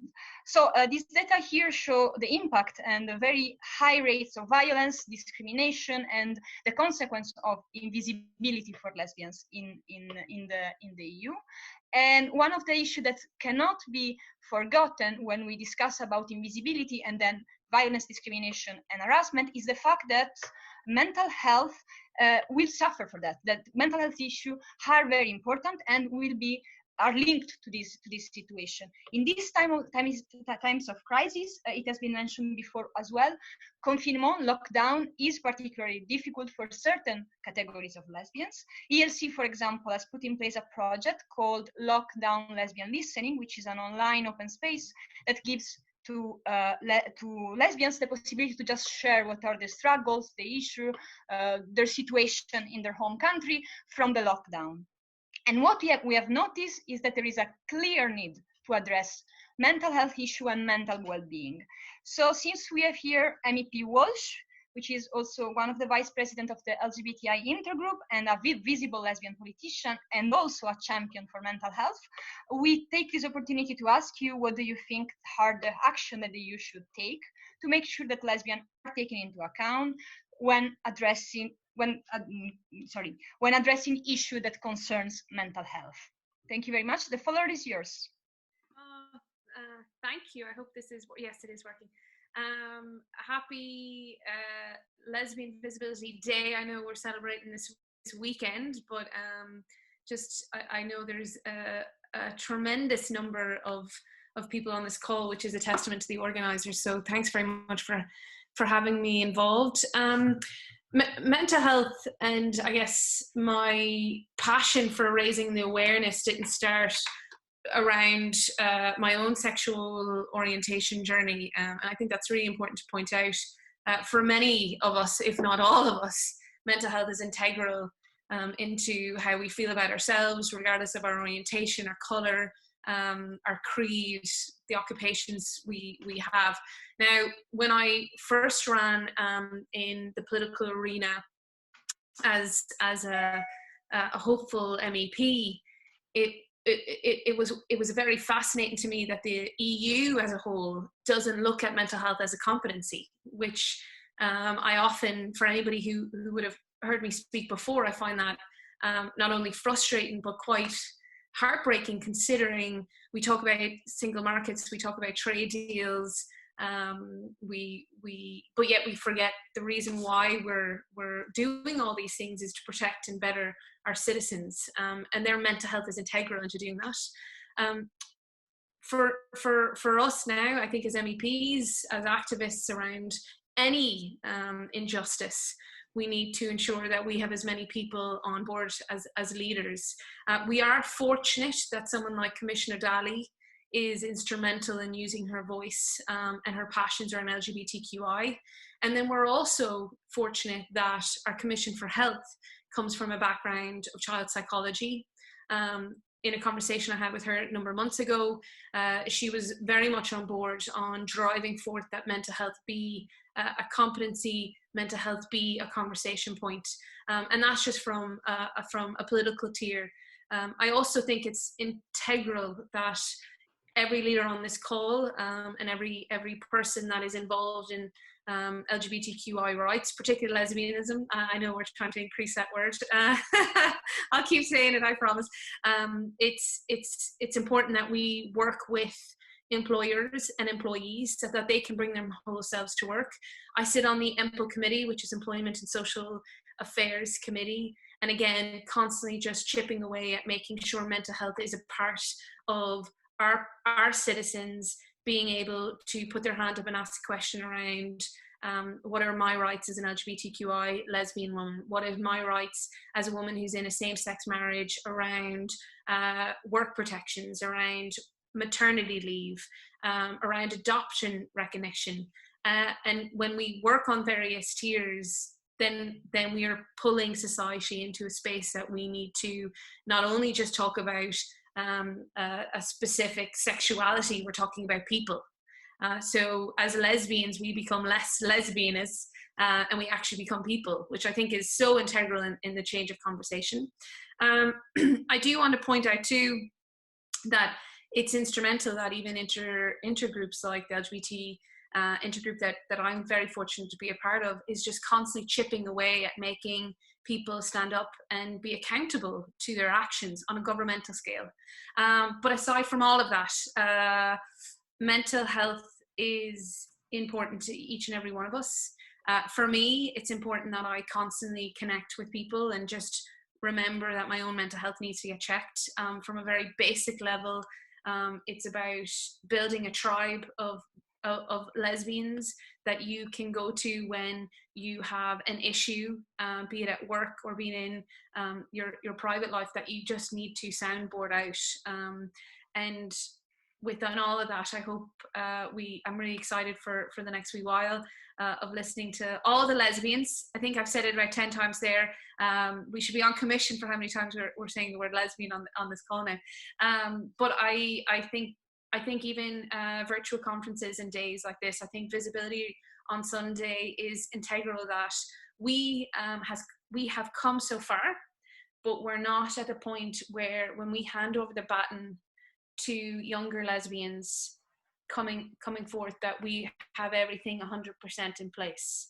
And for me, mental health is that. We are not at the point where any young girl or trans or gay or queer young person within the EU confines are able to pick up the phone and know exactly who to go to help them figure out their own sexuality, talk it out. They have support systems, they can bring their family in, and that is why I'm delighted mental health was on the board and I could share some words. Thank you. Thank you very much. Thank you very much. I'm also very glad you mentioned how important it is that we build this as a community, as a tribe of lesbians, as you said. It is indeed very important also for the ELC. We are called the Eurocentralasian Lesbian Community, and we focus very much on community. It's very important, and we are looking forward to continue working on this issue with you and with anyone else in the EU institution who would like to put this forward even more. I think that what we can also take from the previous panel, and then I will ask again Evgenia gladly to thank you, Evgenia. It's about the fact that we are witnessing a moment in this situation, but also before of that, we are witnessing a moment of attacks to the rights of transgender people, to women's rights, and this is happening, for example, in Poland and Hungary, as it was mentioned. It is also happening that, for example, in France, the current crisis is used as an excuse to postpone the debate about opening IVF for lesbians and single women. Now, we fear that these political situation and the use of this kind of use of the current crisis might continue happening and happen in more and more member state and accession countries. This is something that worries us very much. The so-called anti-gender movement is something that addresses and is specifically dangerous for lesbians because they are part of the women. They're women, but they're also part of the LGBTI community, meaning the two communities that are most attacked by the anti-gender rhetoric. So since we have here MEP Tania Fayon, who is a member of parliament and also a politician very supportive of LGBTI community and fighting for women's rights in the Western Balkan region, I would like to ask you, what do you think of the effect of this political regression and on the rise of the anti-gender movement, specifically on lesbian, and what further step the EU can take to tackle and prevent this backlash to happen in other member states and in the accession countries? Please, the floor is yours. Hello. Thank you very much, and I am glad to see you all healthy, in good condition, and warm greetings from sunny Ljubljana. First of all, let me say happy Lesbian Visibility Day, and I'm happy to participate at today's conference. You addressed already very many important issues. I wasn't here from the beginning, but I very much appreciated the strategy that the lady from the Commission presented and all what you warned before. It's my third term in the European Parliament, and I am a strong, I would say, or my passion is to provide support to most vulnerable groups, including LGBTI, women, elderly, homeless, refugees, Roma minorities, and so on. And I can say that I grew up in a rather traditional closed society in former Yugoslavia that you mentioned, and now approaching my 50s, there are still a lot of challenges in our region. But maybe I will first touch your question. As I'm dealing a lot with the Western Balkan, more south we go, bigger the challenges are. But you may remember or recall that in Serbia, we got the first world female gay leader, Miss Prime Minister Ana Brnabić. And that was a very interesting strategy. She also is the first female leader that adopted with her partner or got a son during her time in office. And she's a close ally of President Vučić, very populist president, if I say mildly, currently in Serbia, where we have other worries that his regime is abusing COVID crisis for further shrinking democracy and rule of law. But this move, appointing her as a prime minister, was in a way a very tactical Europeanization strategy. On one hand, speaking to the European Union as self-proclaimed LGBTI identity, friendly identity, but without engaging really domestically in LGBT issues. So, as I said, there are a lot of challenges when I speak about LGBTI in the region. In Slovenia, for example, as I started from the beginning, we are not yet at the point that we would see lesbian or gay couples in public positions. We faced, for example, last year still a very hard attack on LGBTI community in the close bar in Ljubljana, and perpetrators were never found. This year in Croatia, in February, maybe you saw there was a very bad attack on a monument of a lesbian couple with a child, burning down the monument. So these things are happening, especially, I would say, this COVID crisis is a danger to all of us, especially the marginalized groups, including LGBTI, will be hit hardest. And they will face immediate, unimaginable challenges. And this is where we will have to focus, because they already face lifetime-long discrimination and challenges. But now I am convinced in countries we look around, Hungary, Poland, even Serbia or other countries, these marginalized groups, including lesbians, especially lesbians, as also the category of women, are hardest hit in this COVID crisis. As Socialists and Democrats, we just this month called EU for action to support women, because women in this COVID crisis are fighting in the first lines as nurses, as doctors, or in the shops, and they are mostly exposed. Not only that, they are also growing violence against women, and we have to protect women. And also lesbians here in that regard that are already marginalized. I would also like to mention LGBTI youth, because many are now forced to be isolated at home within very hostile environments with maybe family members that are not really supporting them. And there is growing violence also for these LGBTI youth. And especially in the parts where are poorest parts or ill health systems. They will have more difficult access to health. They will be discriminalized. So as I said, we have huge challenges, and looking what is happening in Europe for the last maybe decade, where we have growing also very dangerous nationalist and populist rhetorics, extreme far right, that is even more taking away fundamental rights, democracy, violating the rule of law. And we see the weaknesses of all EU institutions not really being able to act in cases of Poland, in cases of Hungary. Just today we are discussing in our LIBE committee both countries, but I can tell you, knowing the discussions when it comes to Hungary and Poland, you know, Poland passed two very bad laws when it comes to LGBTI communities recently. But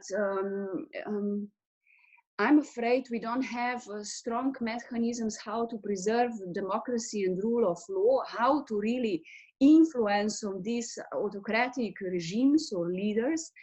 And I am afraid there will be no political courage or willingness to go a step forward. If we don't manage to invoke Article 7, what we have in cases of Hungary or Poland, we'll have to deblock the decision on EU funds. I think these are also the countries that are taking most of EU money for policies that are severely violating the rule of law and democracy and freedoms. And also limiting the acts or work of NGOs, of vulnerable groups and so on. And we'll have to seriously consider how to maybe cut further EU budget to those countries or those regimes that are violating these fundamental rights, fundamentals, and maybe give the money to roots, the movements that are supporting democracy, democratic movements, and fundamental rights. So we have big challenges in Europe, especially when it comes to marginalized groups and LGBTI. And no one knows now what will happen after this COVID pandemic, how the world, how the Europe will look like. I am today with a great interest following the summit of EU heads of states, but again, solidarity is also one of the key questions, how this Europe will move on. Will we help each other? Will richest countries help poorer? Will we take care that we don't leave anyone behind here? I mean, no women behind, no LGBTI people behind, no lesbian behind. We have to take care for all our parts of society in the equal way. Whether we will have this courage in current political leadership of our institutions, I'm not sure.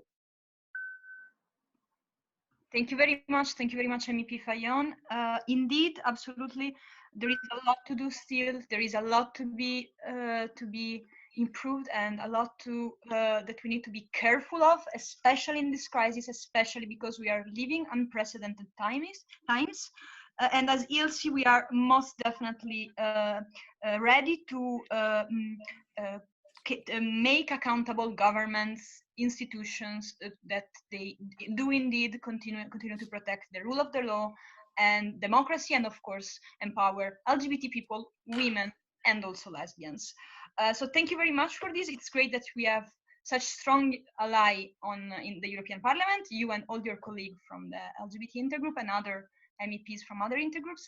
So I would like now to pass the floor to another representative from an intergroup. I would pass the floor to Katrin Langenspiegen.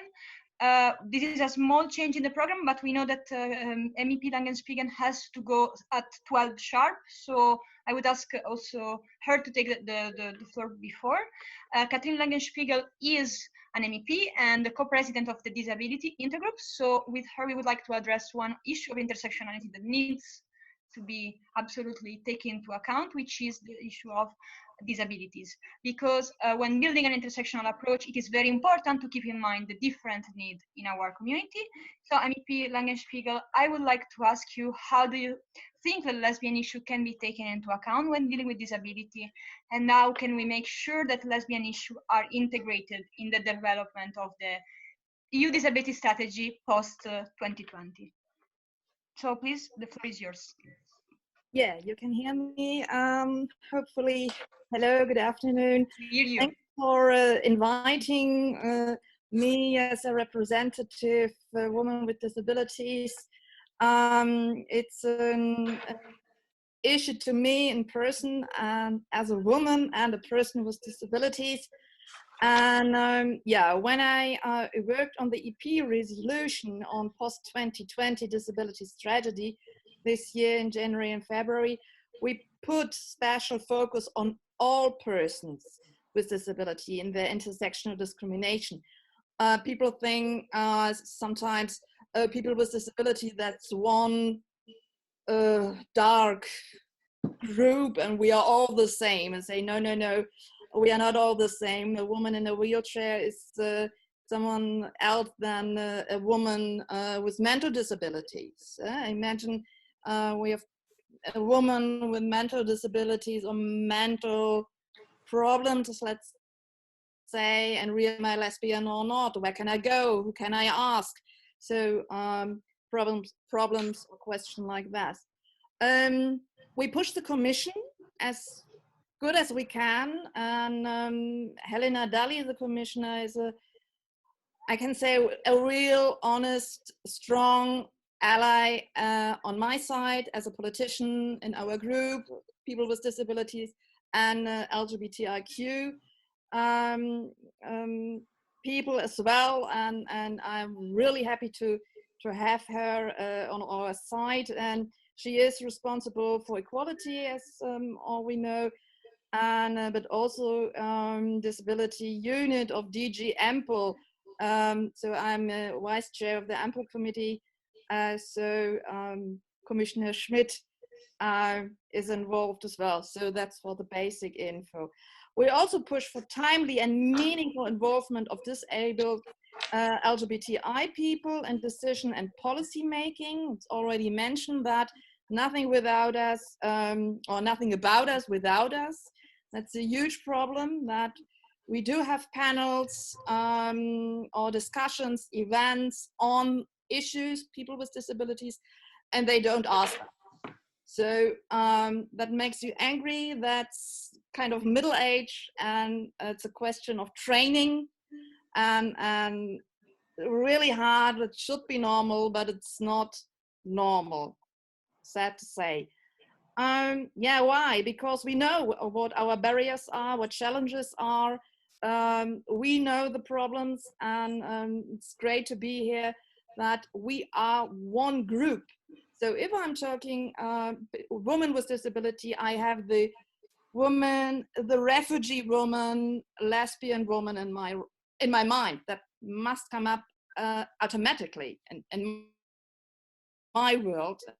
And I hope, and that's the event, and it shows that it is, on the other way around. So I'm not disabled, but I'm lesbian, or I'm lesbian and I'm disabled, or so that we have to learn and keep it in our mind that there's another group, and I'm talking with her or offer as an ally. That's very important to me.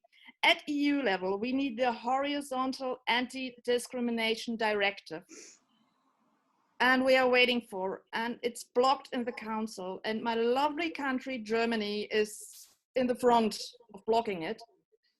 And I hope that we have now Ursula von der Leyen on the top, and we have the presidency after the summertime. So I try to push as good as I can, as we can, and we have to stay together, one voice, as women, lesbian women, disabled women with a refugee background, and raise our voices for women. They can't raise their voices. So that's my job, to push that forward as an MEP. We want awareness raising and sensitization programs for teachers, so the whole issue of education, and for teachers, health and social assistant, professional employers, legal professionals, and the media. We have to go, the internet is open us the doors, it's perfect, and we have to push that issue again and again, online, events like that, and different programs, platforms, and to us maybe it's, oh, finally you have to know it, but no, not all of them. Visibility, and like a mantra to repeat it again and again. We need capacity building, sustainable funding of NGOs. And another issue is we need the NGOs, me as an MEP and my colleagues as well, we are the political level, but we need the NGOs, the smaller one, the grassroots on our side, and they need the money. They have to pay the office, the employees, and to pay the daily life. And that's important. No cuts for the NGOs. And we have to stop having discriminatory, you already mentioned it, my colleague Fayon, the funds and programs, that we don't pay countries or programs who are paying or supporting the segregation. I asked Helena Dalli when she was running for her job, let's say, and I asked her in the hearing, can you promise me that you stop financing non-inclusive projects and funds? And she said yes, clear and loud. And I was really, really happy to hear that. And we have to stop that. The old-fashioned male, white, controlled by the other side, let's say. We need the money in our hands. As an MEPs, no, yeah, we have to set the money free or push that. And the NGOs, the women, the people with disabilities need the money in their hands. They know that better, and to finance them and not the people who are not the experts. Maybe that's a short summarized statement from my side. If you have questions, of course, send me questions or statements. And I hope it's not the last time that we will meet. Thank you very much. It was indeed a perfect summary. I think that what came out from your intervention is the fact that we have a lot of battles who are commons: the battle for visibility, the battle for proper funding, the battle for good communication, the battle for being in the room when the issue that concerns us are discussed. And as you'll see, we are very much committed to continue this work, to make sure that lesbians with disabilities are represented in our community. We will continue working on this. We are very happy that you want also to be here and that you wanted also to connect with us, because we think it's very, very important to build allianceship, as you mentioned, especially given the time we are living, and also some of the issues that have been there for a long time. You mentioned the horizontal directive. Of course, we also want that to happen as soon as possible. So thank you very much again.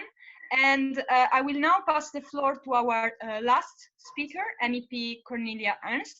MEP Cornelia Ernst is a co-president of another intergroup in the European Parliament, the Anti-Racism and Diversity Intergroup, ARDI. So I would like, and we heard just in panel one, the very particular situation lived by refugee lesbians, as related by Andrea. And we would like to speak with you and discuss with you how you envisage to mainstream lesbian issue in your work as a co-president of the RD Intergroup, notably with lesbian migrants, lesbian asylum seekers, but also lesbian belonging to other ethnic minorities, for example, and it was already mentioned, I believe, Roma communities. So please, MEP Ernst, the floor is yours. Yeah, hello. I hope you can understand me. Yes? Yes. Okay, fine. ADI, I think ADI made an intersectionality one of its main priorities, and ADI is very important for us in the European Parliament for our joint work, not only for the work in a group, it's important for our joint work in the EP, and I hope that many more politicians become aware of and start addressing intersectional discrimination so we make a step forward.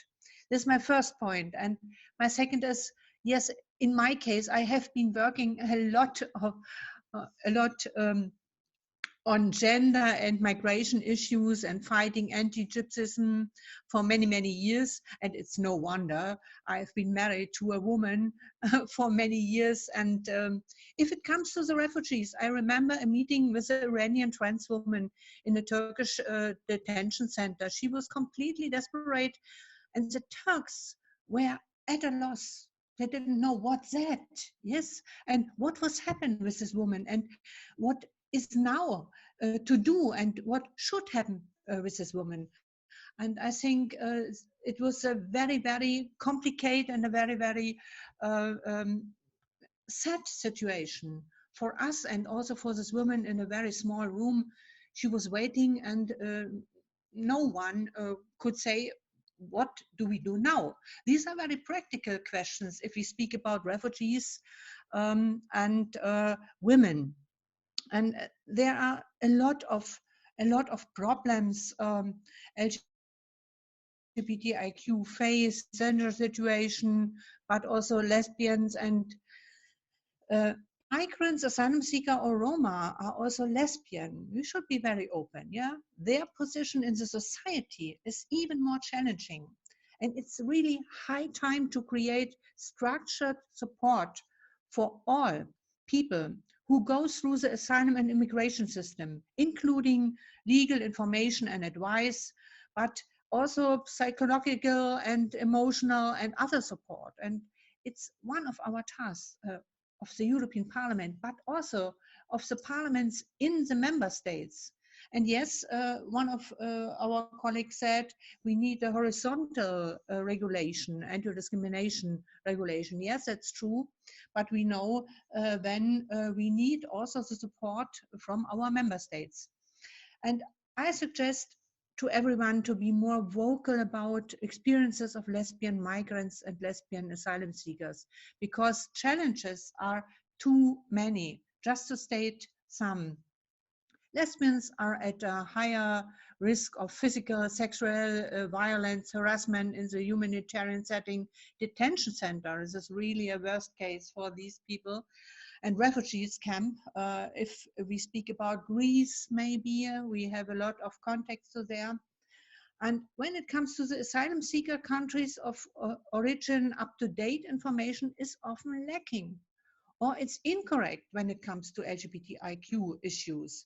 This leads to denial of asylum claim for lesbian applicants based on incorrect presumptions that their country or of origin is safe, so-called safe, I have to say. And I think we have to question of safe country policy, of this principle of safe, so-called safe countries.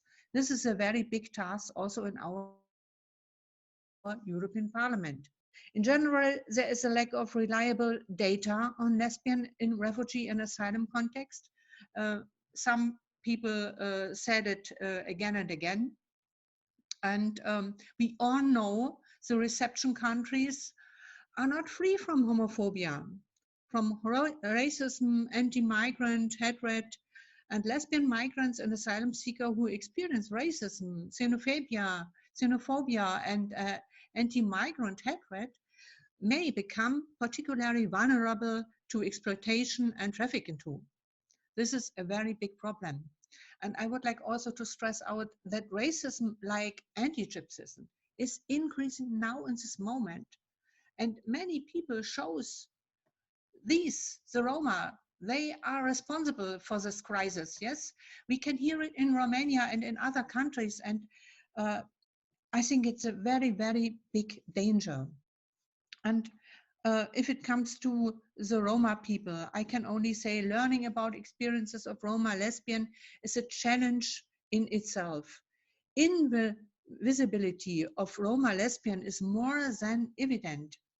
And it's more difficult for them to create a community and support each other.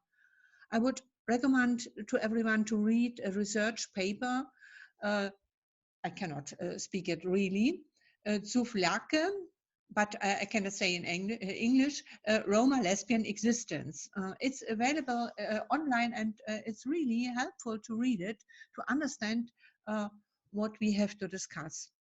Only one word to Roma people and Roma LGBTIQ person. They are tired of racism, including of racism within LGBTIQ communities. And I wonder if there are Roma lesbian participating in this in our conference. If not, next time we should invite to join. Yeah, what we need all is solidarity, and not solidarity from step to step. We need a solidarity among us, among human. And this is a very big task, not only in the parliament, also in our society. Thanks. Thank you very much. Thank you very much for this very important consideration, MEP Ernst. definitely there is a need to improve our work around this issue, and we are very much looking forward to collaborate more with RD also in these regards and in all the political battles that will follow and continue from now.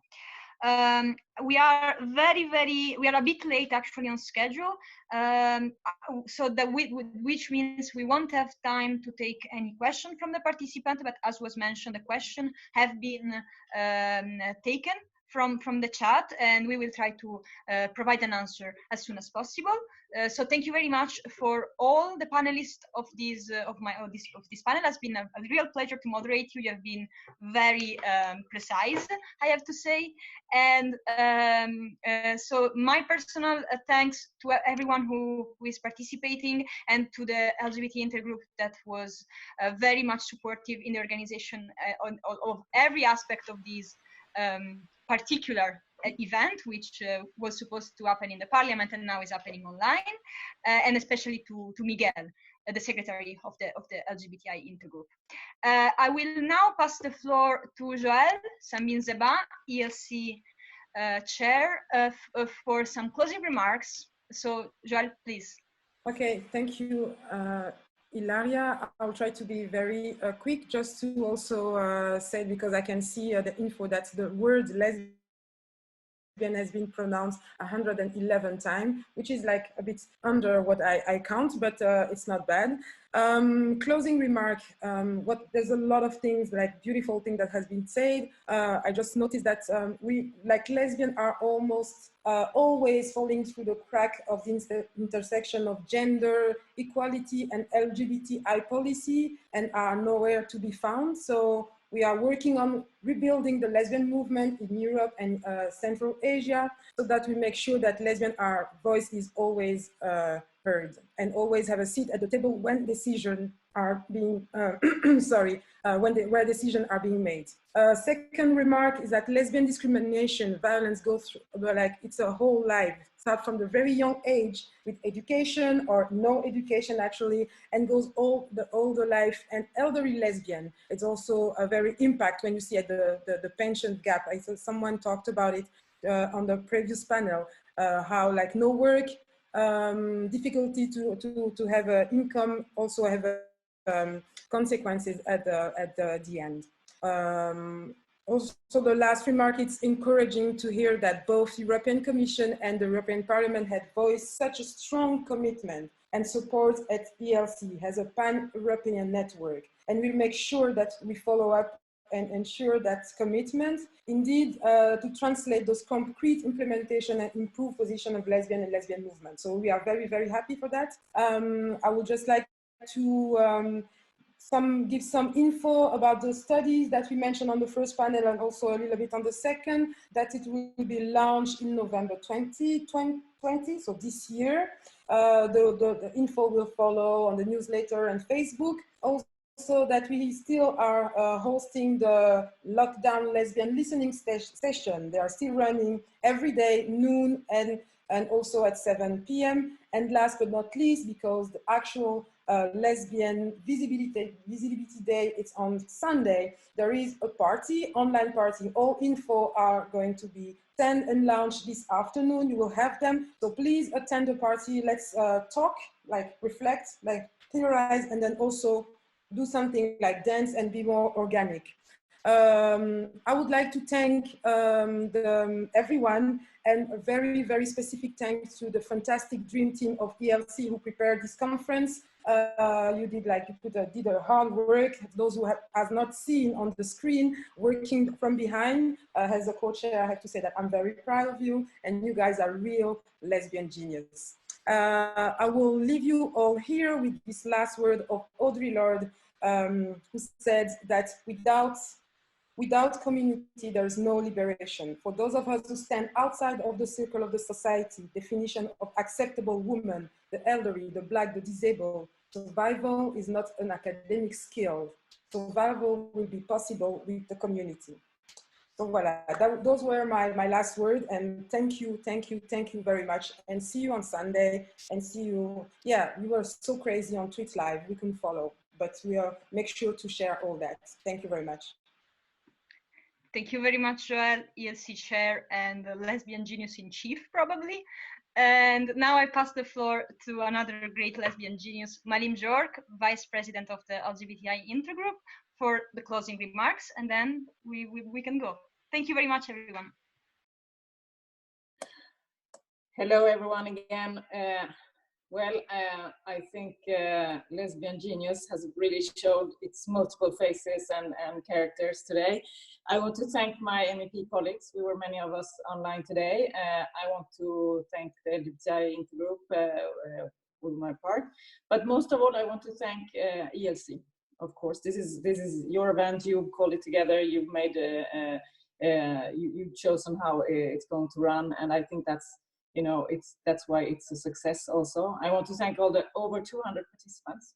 It shows that this event was needed and that we need to do things like this again and regularly. And I must say that if ELC, if nobody organizes, things don't happen and there's no space for us. And this space makes us stronger, it makes us bolder, it makes us visible. And it makes us visible on lesbian politics, but it also makes us visible and stronger and bolder in other spaces where we also act. Because we are part of the feminist movement, we are part of the LGBTI movement, we are part of the anti-racist movement and other political spaces, but we also need our own space. And this is where we build that community in strength. So we have heard clear political demands today, very clear political demands. When it comes to funding, core funding for lesbian organizing, you know, without that, we will not be able to move forward.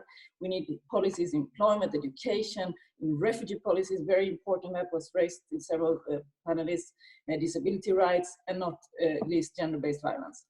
And I just want to finish by saying, you know, we all know, I think everyone knows, we feel it in our bodies and our diverse bodies as lesbians, this strong move by authoritarian, anti-gender, sexist, racist, I would even call them fascist forces that try to suffocate our space, democratic spaces, and some of you raised that also. So I'm just saying that I think we will need each other, and so let's be there for each other. And see you very soon, and see you certainly for the party on the Lesbian Visibility Day, and just for the statistics, lesbian, lesbian, lesbian, and thank you very much, everyone.